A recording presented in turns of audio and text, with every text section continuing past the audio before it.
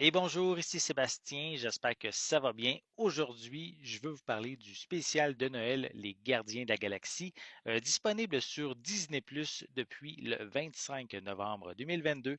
C'est on pourrait dire un film quand même plus court que la normale puisqu'il dure une quarantaine de minutes, réalisé par James Gunn et qui met en vedette Chris Pratt, Dave Bautista, Pom Clementif, Vin Diesel, Bradley Cooper, Karen Gillan, Kevin Bacon et Michael Rooker. Donc, ça se passe durant le temps durant le temps des fêtes, évidemment.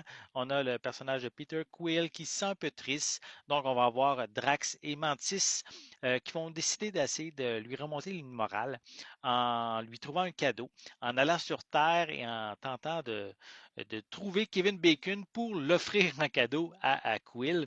Donc, c'est ici un film drôle hein, qui se prend pas au sérieux, qui est aussi dans le même univers que le MCU. Donc, tous les éléments qui existent, qui ont été présentés auparavant dans le film, comment je peux dire, ont eu un impact sur le déroulement de l'histoire des personnages.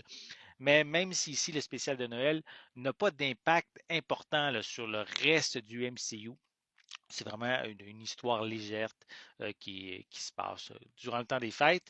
Donc, ça reste, comme je pourrais dire, dans l'univers du MCU.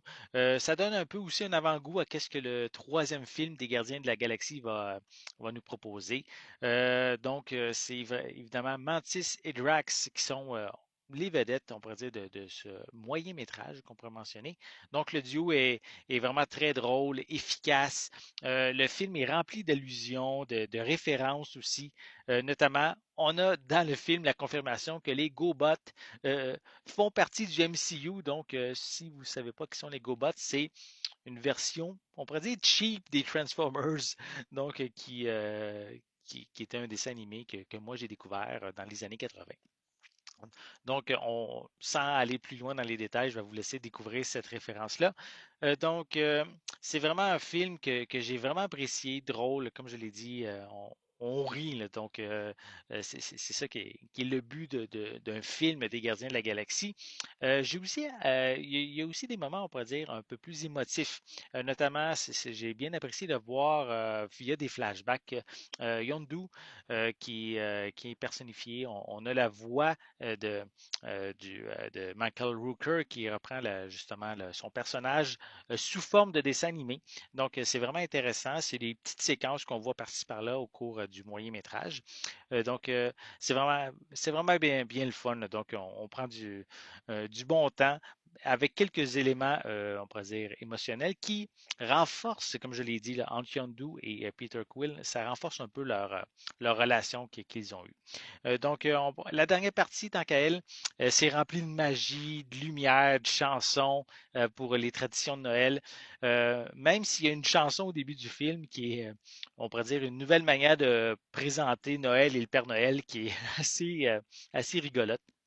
La dernière partie, c'est vraiment aussi rempli de chansons. Vraiment, l'esprit des fêtes est bien présent tout au long de ce moyen métrage. Et donc, je dirais que c'est un petit cadeau. Hein? Donc, ça permet de terminer en beauté la quatrième phase du MCU qui a eu quand même des hauts et des bas. Donc, je dirais, prenez le temps de regarder ce spécial de Noël des Gardiens de la Galaxie. Vous allez vraiment rire, avoir du bon temps. Ça reste léger et ça nous met vraiment de bonne humeur. Donc, j'espère que vous avez aimé cette vidéo. Si c'est le cas, n'hésitez pas à mettre un pouce en l'air, à laisser des commentaires.